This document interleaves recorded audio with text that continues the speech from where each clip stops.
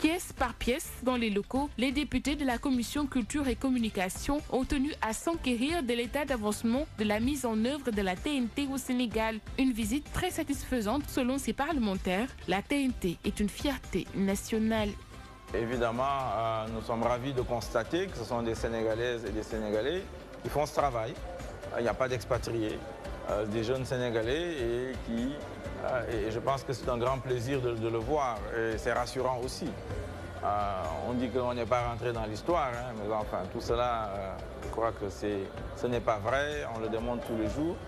Et c'était vraiment le premier constat qu'on a fait. Ensuite, c'est un projet qui est difficile et qui n'est pas simple. Il faudrait que tous les Sénégalais puissent partout sur le territoire national avoir le même signal et gratuitement pour les télévisions sénégalaises. Au nom du président Babacar Touré, qui avait en charge cette mission-là, avec le comptant, en son nom, je me dois de remercier les honorables députés d'avoir bien voulu se déplacer pour venir voir un projet qui appartient au peuple en réalité. Je dois aussi me féliciter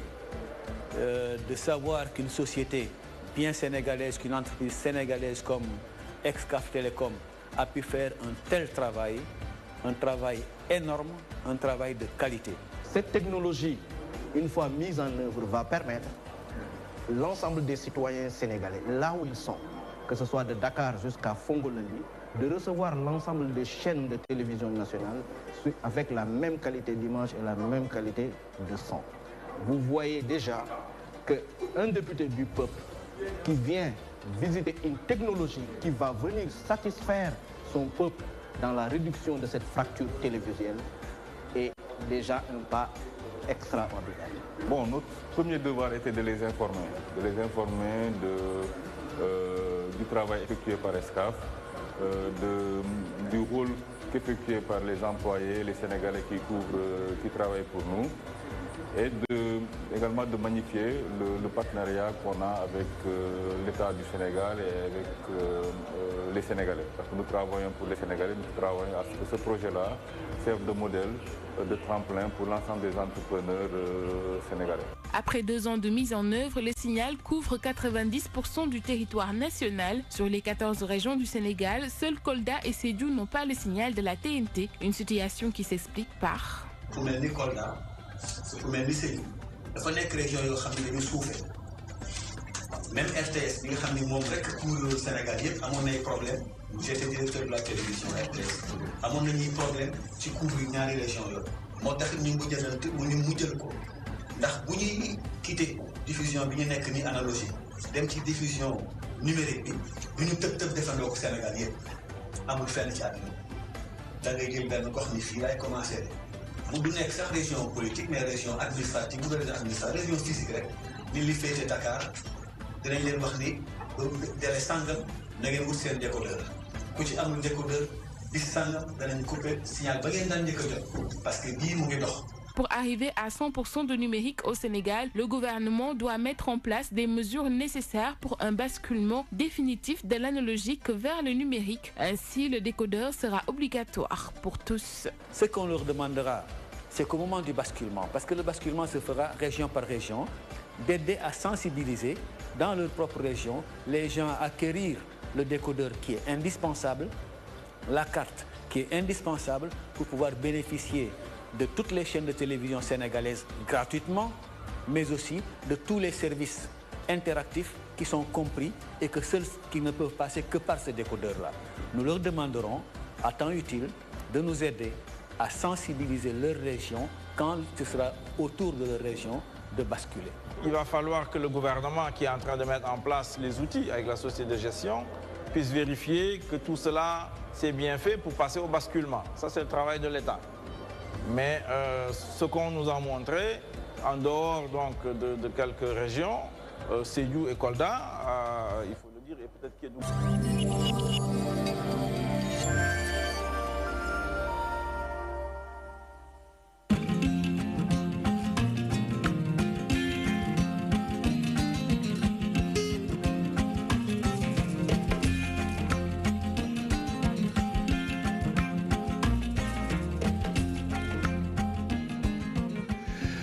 jàngeen jëf ci ànd beek ñun ci DTV 19h jot na xabaaru marax yi la ci gën a fees bokk na ca ni ñàkkum kaaraange bi am ci kaw tali bi ndax xam dañ cee gën a fàtte xale yi jot nañu def kem kàttan ba teg ay 16 yoo xam te ni bi xale yi ñoo koy tax a jóg daañu si ñëw ci biir xabaar nam gën a yaatoo dana ci bokk ñàkkum ndox bi am ci biir Ndakaaru waa Cité des Eaux ña ngi koy jàmbat ak a jooy ñoom kat ne ñu doon di seen quartier ba ndox manga ca turoo waaye taxuñu am ndox lam fa jur ci gàllankoor bari daañu si ñëw ci biir xabaar yi tam dana ca bokk journée mondiale biñ jagleel jàngoroy sànkar ñu gën ko xam jàngoroy cancer Sénégal ma ngay def ay jéego ci xeex bi nga xam ma ngi ko cay taxaw rawatina ñàkk bi nga xam dañ koo am jamono ji tembe daañu ci ñëw buñ ci noppee daañu ci boole journal de la campagne soxna Abi moo koy faram-fàccee soxna si nuyu naa la bu baax daañu ñëwaat ci yow incha allah ginnaaw benn pàccu xibaar ni gis ñu song faram-fàcce gi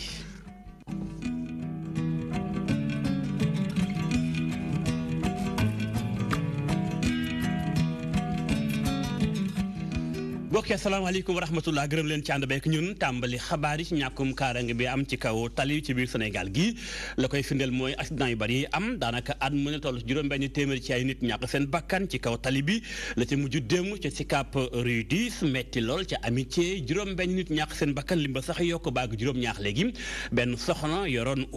oto bi daal di saaraan dal ci garab ci la jéey ji xewem suñu reporter jot na def ab doxantu ba ca kër jegeñaaleeg mbokk dañ ci ñëw léegi incha allah xibaar yi jeex muy Chantal Badji ma demoon seeti wàllu guni mel loolu sax moo tax DTV porox ndoolu ci wàll gi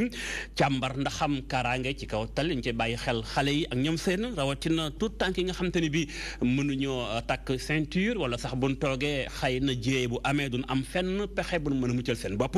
am na ay xeetu 16 yoo xamante ni bi xale yi ñoo ko tax a jóg ndax xam ñi ngi koy bàyyi xel dëgg ci biir Sénégal gi ay kàngam ci wàllum transport seen kàddu jib na ci wàll gi reportage Adjara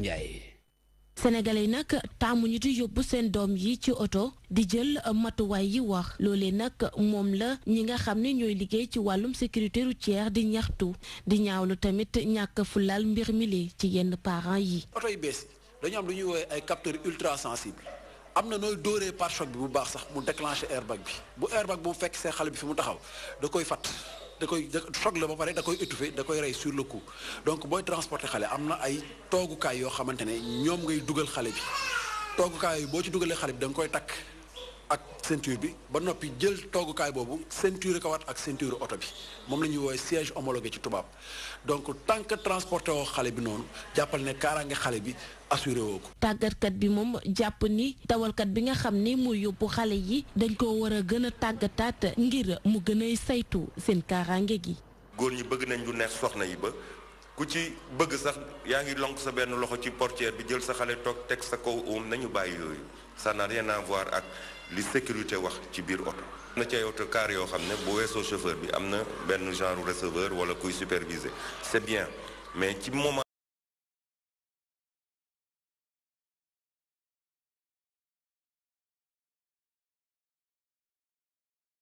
kilifa yi ñu jël ay sanctions yu sévères teg ko ci ñi nga xam ni ñooy sàggane kaaraange xale yi. ko xamante ne yaa ngi transporter sa doom te respecté woo normes yi loolu da ngay jàll ci li ñuy woowee infraction jóge fa dem ci délit parce que délit bi mooy lan délit de mise en danger de la vie d'autrui kooku mi ngi ci article 307 bu code pénal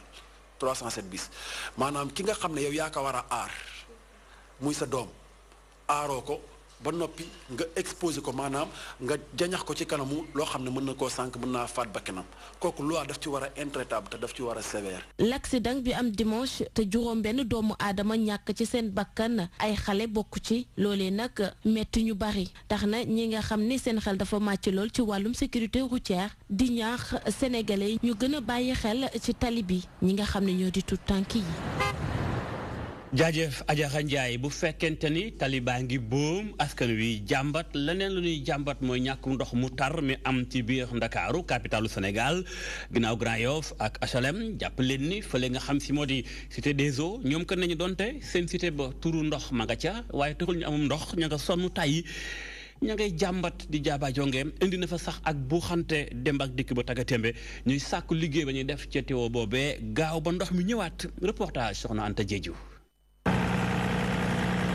ay liggéeyub SDE fële ca Cité des Eaux dem sax ba indi embouteillage gu tar loolee nag ñu ci bari ci dawalkat yi di ko ñaawlu. waaw fi mu toll nii kay léegi ma def si 40 minutes moom waaw Kasoor fii laa ko jëlee bu ko yóbbu Maris 40 minutes yoo génne gu ma fii moom kay métti na lool da nga yeb client zéro la fi mu toll nii daanaka xam nga nag 1 heure de temps boo ko relentiré fii war a dugg Maris client bu lañ ci amoon daanaka lépp mooy lool métti na torop daal moom. mu def fi lu toll ci waxtu taxaw di xaar sax ab bus bu ko yóbbu fu muy liggéeyee moom mi la nag nara sax tardé liggéey. moom dafa gum naa fi 1 heure de temps. di xaar ban bi. di xaar 43 bi. pour yegg sama bërëb liggéeykaay. waaw métti na trop nag ci ñun quoi parce que 3 jours yi moom da embouteillage yi bon daan na am chaque instant mais 3 jours yi da cee raw parce que depuis bi ñu amalee liggéey ci côté SDE bi bu ñu xëyee dañuy def 3 heures 4 heures de temps ci yoon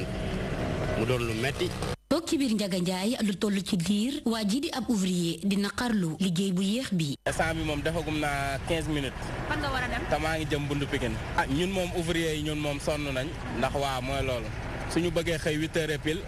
balaa ñuy yegg 9 heures jot te loolu day perte suñu temps waaw te ñun par heure la ñuy liggéey xam nga ñu ngi ñaan rek yoon bi gën a leer pour ni oto yi gën a mën a daw bu gaaw. ay fan ci tey embouteillage gi di gën di law fii ci cité des eaux loolee nag li ko indi di ab liggéeyu SDE mu doon nag lu metti lool ci ñu bari ci askan wi ba tax na sax ñu ñaan liggéey boobee ñu def ci lu gaaw. jaajëf soxna Anta Diédhiou xabaar yi bu ci beneen mbir jàpp leen ni leneen tam soxal njàmbat ci biir Sénégal bokk na ci ñàkkum xëyum ndaw yi tax na ba organisation mondiale bi ni wala internationale bi ñuy wax francophonie taxaw temm ci wàll gi ngir xool pexe ci mbir mi ay kàngam ëngamloo ci Ndakaaru waxtaane wàllum xëyum ndaw ñi lu ci mën a xool pexem waaye itam ba wàllum koom-koom gën a mën a ñoŋ ci déndub li nga xam mooy francophonie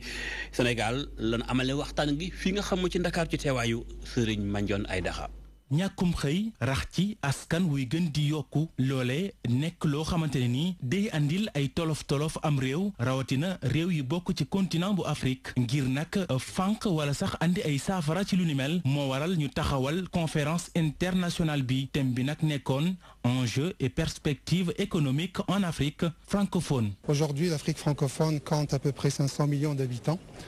tey jii Afrique francophone bu ñu leen doon xayma toll nañ ci 500 millions d'habitants atum 2050 daañu dem ba ci benn milliard leneen tamit nemmeeku nañ ko mu di Afrique ñi fi ëpp mooy ndaw ñi loolu yëpp nag bu ñu ko boolee ab laaj war a sampu mu di ana rek lan mooy xaar gouvernement yi nekk ci continent bu Afrique loolee moo sabab bi leen ndaje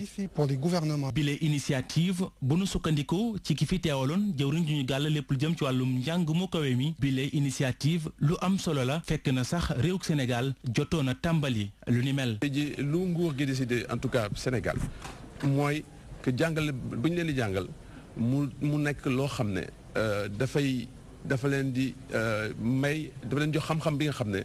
mun nañ si ut seen xëy ñoom seen bopp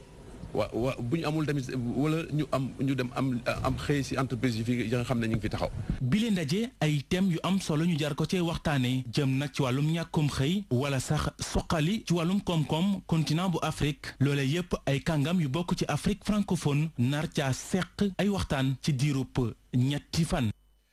jaajëf Mandione Aïdara xibaar yi wéy ñu dugg ci wàllum paju jàpp leen ni xeex jàngoroy cancer ñëpp ñuy àdduna bi ñu ngi koy xeex ndax lu ëpp daanaka ay millions ci ay doomu aadama ñooy faatu at mu ne jàngoroy cancer moo ko sooke Sénégal am ci wàllam moo tax Sénégal nag def nay jéego ci wàllu guddi mel ndax bëccëg bi nu jagleel xeex jàngoroy cancer la Sénégal beccee xalaatam gis ni sax jéego yi bokk na ca ni ñàkk wi nga xam Sénégal teg na ko ngir xeex jooju jàngoro muy jàngoroy sànkar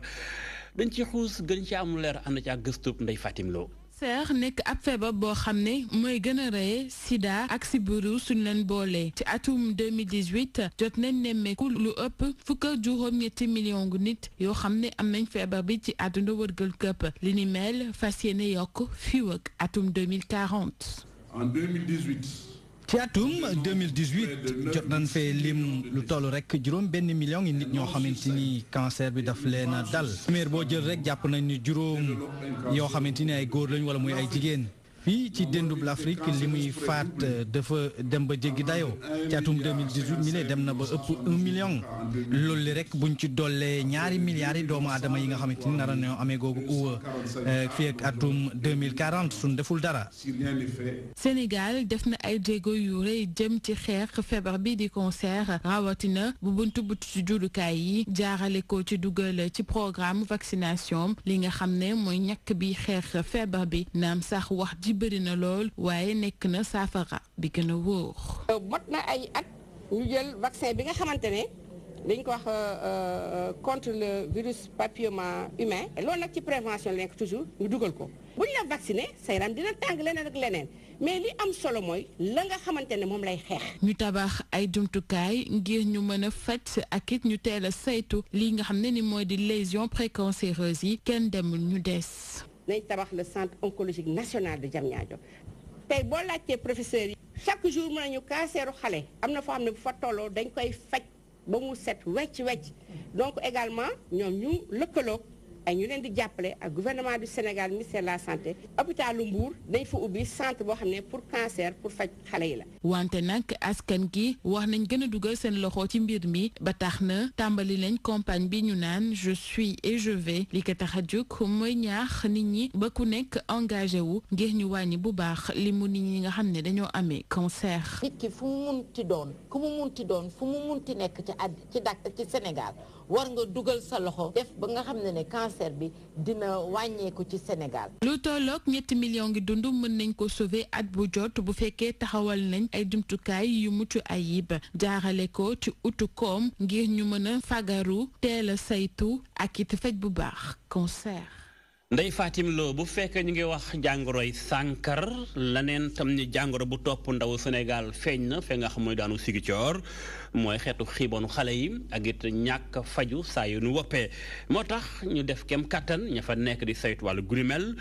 woote waxtaan ëngëmloo ci seen biir ñoom ak kàngam yi ak waajur yi leen bëgg mooy fexe ba ndaw ñi ñu gën leen toppatoo bu wér seen wàllum paju it ndaka noonu ba noppee ndajama kenn ci ñoom kàddum jib na ña ngi ko duppee soxna Awa Ndaw dénk na kàddu sunu correspondant ba ca Sigicoor. waaw ndaje bi tey soo gisee ñu def ko parce que xam nga spécial olympique dafay def activité yu bëri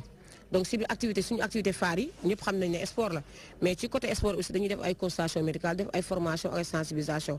moo tax tey projet bi nga xam ne moom la ñuy def ba la ñuy wax santé communautaire mu reposé aussi ñeenti axe muy nutrition vaccination paludisme ak suivi médical xale yi ñu ñëw Ziguinchor pour ñëw waxtaan ak bàjjenu gox yi ñëw waxtaan ak waa Croix-Rouge ñëw waxtaan ak tam ñi nga xam ne ñoo nekk ci domaine médical bi pour ñu mën a accompagner xale yi. waaw faj bi métti na parce que am na ci xale yoo xam dañuy soxla ay neurologue boo xoolee am na xale yoo xam dañuy soxla ay cardiologue parce que boo xoolee consultation médicale bi ñu def bii passé Ziguinchor 225 xale ñoo ñëwoon ci 225 xale yooyu am na ci 62 xale yoo xam ne dañoo soxla neurologue te ba léegi ñu ngi wër pour mun leen faj parce que xam nga xale yi comme ni ñu ko waxee sur trisomie 21 dañu am problème neurologie dañu am problème cardiaque dañu am problème tension ak ñi nga xam ne tey ñoo am IMC mooy borom ñi nga xam ne seen bopp yi tey dañuy màgg dañuy soxla toppatoo boobu di ci ñaaxaale aussi ki nga xam ne moo yor wàllum wér gu yaram bi parce que dañuy bind def ne pour mu accompagner xale yi laaju leen seen xaalis li leen laaj mooy bu ñu amee consultation médicale dañuy indi ay médecins yoo xam ne dañuy ñëw jàpp ci xeex bi indi may ñu ay garab bu ñu jox xale yi parce que loolu dong lañ soxla. mi ngi noonu muy waa Sigicoor doon waxtaane wàllum xale yi ak seen nekkin nun ma def ba mu gën a ñoŋ jóge Sigicoor wàccaat ci Ndakaaru ndaje mu rëy am na fi ay spécialistes ñoo ko woote ndaje moo xam te ne yaatu na lool jëm ci wàllum élection yu Sénégal yi fondation bi ñuy wax Konrad Adenauer ñoo ko daal di xaati muy ab livre bu jëm ci élection yi lañ ci bëgg mooy fexe ba askan wi kenn ko ne mën a xam cëram ak it lan moo ko war ci mbirum wote ci biir Sénégal ñaari xët la ñaari livre sax la ci wàllu googu ndaje man wate woon soxna Sefetu ko li fekke woon na ko reportage.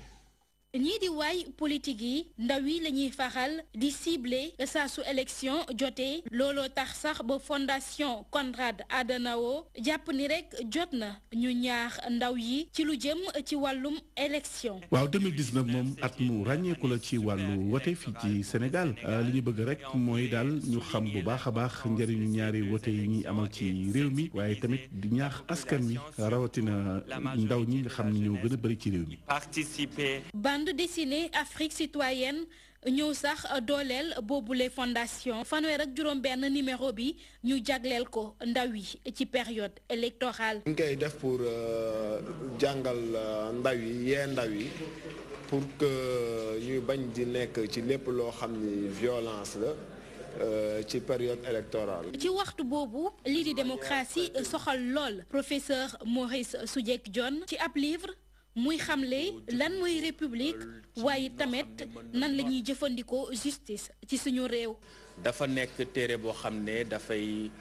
fësal li nga xam ne mooy àq ak yelleefu ñi nga xam ne ñooy citoyens yi. mais Sénégal démocratie nekkul loo xam ne dañ ko jële bitim réew andi ko moo tax foog justice bi moom boppam justice bi dox ci dëgg dox ci yoon. boobule universitaire sax di xamle ni rek fu démocratie toll ci Sénégal jot na ñu xoolaat pouvoir bi ñu jagleel président de la République. ndeyu sartu réew mi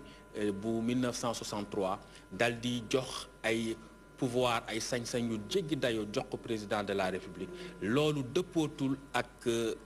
jéego yi nga xam ne démocratie Sénégal daf ko dox booba bu léegi buñ ko soppiwul loolu mën na jur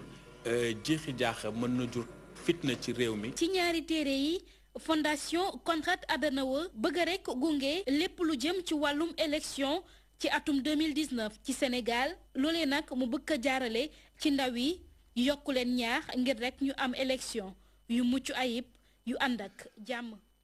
jaajëf soxna Safiatou Koli xibaar yi wëy maa ngi koy wax sànq ci bopp xibaar yi jéey ji am ci dimanche ji ca fe nga xam ne amitié Sicap Rue 10 mais ci lool ba juróom-ñaari nit ñaax seen bakkan suba gi tey suñu reporter Chantal Badji def na doxantu ba ci njaboot ga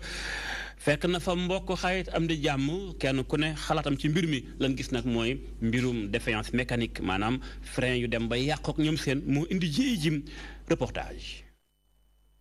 aduna ko mën a juy luy wéy la aduna ko mën a juy luy wéy la ñépp ni tekk seeni kanam di firndeel mettit gu tar bi nga xam ni moom la ñuy dund jamono yi ñu ngi ci kër Muslim Mbaye mu doon victime ci accident bu metti bi am ci dimanche gi te lu tollook juróom-ñaari doomu aadama daal di ci ñàkk seen bakkan ay njegeñaaleem di xamle ni dafa demoon wuti ndox. yàlla dogal nag ndox dafa manqué fan yii manqué gu metti nag ba fii HLM amu ko yeneen i gox yi wër Ndakaaru tamit amu ko buñ doon wax raison bi yàlla jaarale lu ni mel dañuy wax ne ñàkkum ndox mi moom bokk na ci li ko sabab ndax ndox la doon wuti. ñii di waa këram di dàq li nga xam ni mooy excès de vitesse maanaam dawal bu jaarul yoon bi nga xam ni moom la ñëpp jàpp ni moo waral accident bi. mi ngi hôpital sunu mag la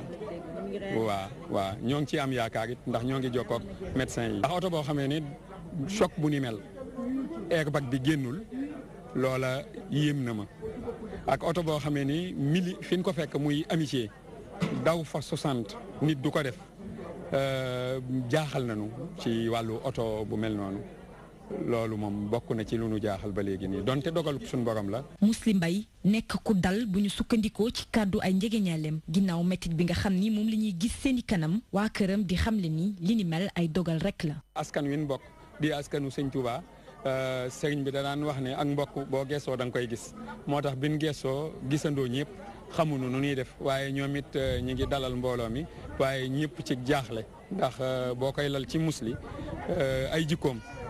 kuy dox ndànk la kuy wax ndànk la kuy dawal ndànk la ku teey la ku amuk dal la ñu bari jaaxle googu la na àndal maanaam mënuñoo gëm ne du musli moo def choc ak oto mënuñu koo gëm. bile choc am ci ngoonu dimanche bi lu tollook juróom-ñaari doomu aadama te nekkoon ak moom ci biir oto bi daal di ci ñàkk seen bakkan moom Muslim Mbaye nga xam ni sax moo doon dawal bile oto ba jamono yi ñuy waxe ak yéen mi ngi réanimation ci kër gi njaal yi ak ñaan yi lañu fi gën a nemmiku ay waajuram ak ay njegeñaaleem di am yaakaar ni dina génn ci coma boobule ci nu mu gën a gaawee. jaajëf Chantal Badji yëkkati waat kàddum njaal di ko jébal mboolem njaboot gi delluwaat di wax ndànk-ndànk ci kaw tali bi laf benn xët mu njëkkum xabaar yi dugg ci journal de la campagne di ci ànd ak soxna Abi nuyu naa la xibaar yaa ngoog lu ci gën a fees. maa ngi lay fay bu baax di nuyu seetaan xibaaru campagne bi dañ koy dooree ak njiital Pastef di Ousmane Sonko moom nag ak coalition Sonko président seen campagne fii ci Ndakaaru lañ ko dooree moom Ousmane Sonko sax daanaka wër-wërloon gox yeeg goxaat ci capitale bi yëpp waaye nag meeting am bu njëkk ci campagne bi mu ngi ko defee ca boulevard général de Gaulle moom nag dig na askan wi ne buñ ko falee dina gën a ñoŋal seen nekkin ak seen ay dundin waaye tamit bu toogee ci bopp réew mi dina càmbar xoolaat yenn contrat yi nga xam ni réewum Sénégal jot na ko xaatim jëmale ko ci wàllum pétrole ñu ànd ci ak Abdoulaye Wadianga. njiitu coalition Sonko président dafa tàmbali lii di campagne électorale am fii ci Ndakaaru 10 heures moo jot ca quartier général bile candidat militant yi ak sympathisant yi tàmbali di fa dajaloo ñaari waxtu teg Ousmane Sonko daal di yegg ca bërëb ba moom nag fa la defee benn déclaration ngir rek lancer officiellement lii di campagne électorale am caravane bu Ousmane Sonko di wutali jëm foofu nga xam ne moom mooy Ngor Yoof ak Wakaam gannaaw bu mu jógee ci yooyule gox dafa rek dem fii nga xam ne moom mooy université Cheikh Anta Diop mu Dakaaru foofule étudiants yi dañ ko daal di teeru bu baax a baax ndax def nañ fa ab mobilisation bu am solo ngir mu mën a jeexal bëccëg bu njëkk ci campagne électorale am kii di Ousmane Sonko dafa daal di amal benn meeting ca boulevard Général de Gaulle Ousmane Sonko yëkkati ay kaddu jëmale ko ci projet de société bu mu am moom sax mu ngi wax ne ni buñ ko joxee nguur gi dina indi coppite yu am solo ci doxalin réew mi gannaaw bi ne meeting leaderu Pastef bi dafa jël yoonam wutali foofu nga xam ne moom mooy HLM jaar dem tamit ca Castor daa di jeexal bile bés bu njëkk ci campagne am ca quartier général am bile Ousmane Sonko war a dem ci biir réew mi mu war a jaar ca Kaolack moom nga xam ne fa la war a amal ñaareelu bés bi nga xam ne moom la jagleel campagne électorale am ngir rek Sénégal yi mën ko woteel. jërëjëf Abdoulaye Wadianga ca jamono joojee nga xamante ne Ousmane Sonko mu ngi woon fii ci Ndakaaru ki nga xamante ne moo di Idrissa Seck ma nga woon foofee ca dëkkam di Thiès Kaay moom nag foofu la amalee meeting am bu njëkk bi nga xamante ne mooy ndorteelu campagne am moom nag daanaka dëkk ba yëpp génnoon nañ ngir tertu ko ca loolee sax la moom jiital parti réew mi daal ne rek xam la ni moom dong moo fi mën a jëlee ki fi nekk jamono ji njiitu réew mi Macky Sall ñu ànd ci ak Amadou Seck. campagne bi door na fii si Thiès Idriss Seck mi nga xamante mooy doomu dëkk bi nag fii tamit nekk fi nga xamante ne mooy wéeruwaayam bi gën a am solo ci wàllu politique daal di fay ñëw dajale fi nag mbooloo mu takku njiitu coalition bi nga xamante mooy Idy 2019 nag daal di nay tàmbali ay kaddum ci ŋàññi doxali nguur gi. bi may bàyyi ko Ndakaaru population yi ñu njëkk a teeru ci VDN bi jàmbat ñàkkum ndox mu tar moom la ñu teeroo foofu ci Ndakaaru ba jàpp ni nag gouvernement bu mënul a garantir jox population ndox bu leen diggee leneen ñu xam ne ay nax kese la. Idriss Seck yaakaar nag ki nga xamante mooy njiitum réew mi fi nekkoon di Macky Sall daal amul benn yoon xam-xam wala tamit woyof ku toll ni dina xam bëgg-bëggu askanam.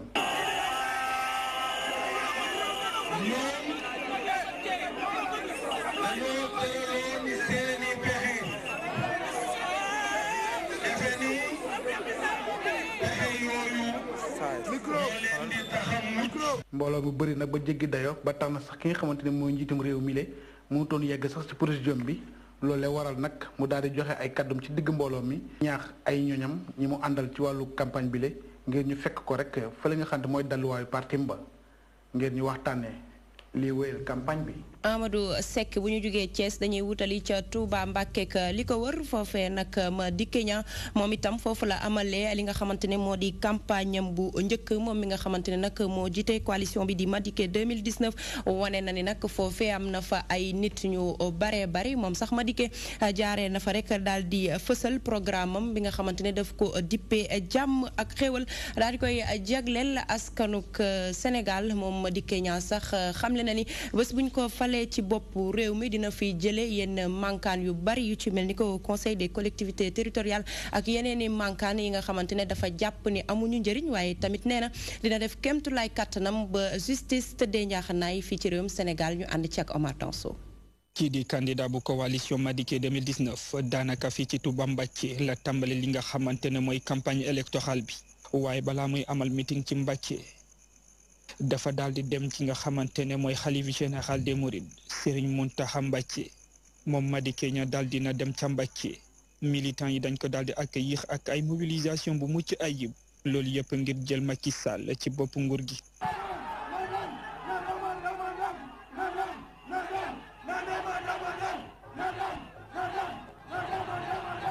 moom mu ngi xamle ne buñ ko fale dina jàppale ndaw ñi ak jigéen yi fii ci diwaanu Touba. war nañ fi créer ay bërëbu liggéeyukaay yoo xam ni ndaw ñi daan si war man liggéey jigéen ñi war nañu créer ay unités de transformation yoo xam ni daan si man liggéey. gannaaw loolu dina fexe ba justice bi am indépendance am. njëkk bi mooy président de la république dootul doon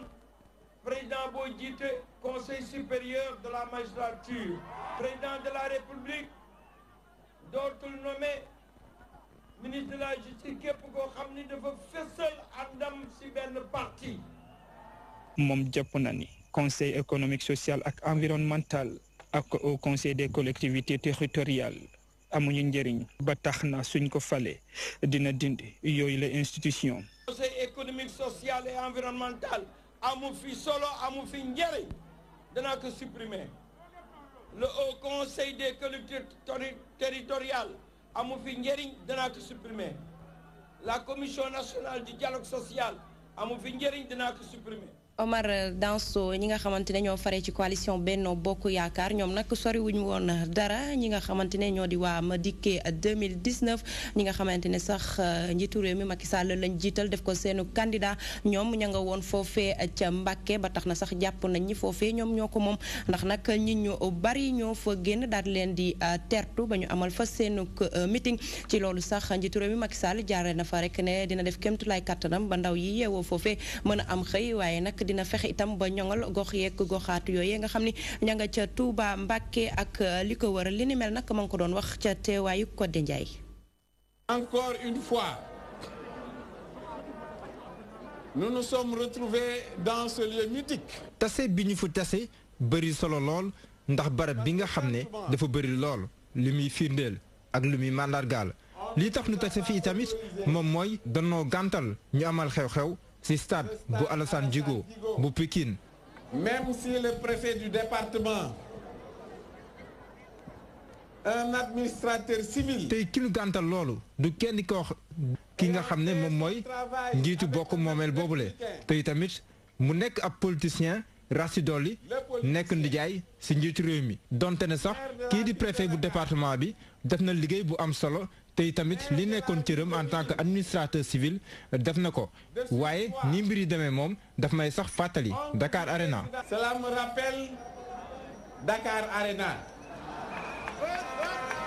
ñuy jéggalu bu baax ci njumte bi ki ngeen doon teewlu noonu moo nekkoon professeur Issa Sall di njiital waa PUR moom nag niki tey ci suba demoon na foofee ca kaso bu Rëbës ngir rek seeti ki nga xamante ne moo di Khalifa Babacar Sall jaar na fa diggoon ko ni bés buñ ko falee dina ko génnee ci kaso bi waaye tamit ngeen jàpp ni waa bés du ñàkk nga xamante ne Serigne Mansour Sy Djamil moo ko jiite ñoom fekk ji nañ waa PUR ngir ànd ak ñoom ci jongante njiitu réew bi nga xam ne dinañ ko amal ci fan yi néew yi ñu jëm wax nañ ko léegi waa coalition Benno Bokk Yaakaar niki démb ñoom ubbi nañ seenu campagne ca Mbacké ak Touba lañ ko rek daal di ubbee ba tax na sax ña fare ca bopp coalition boobee daal di rek jiital ki nga xamante ne moo di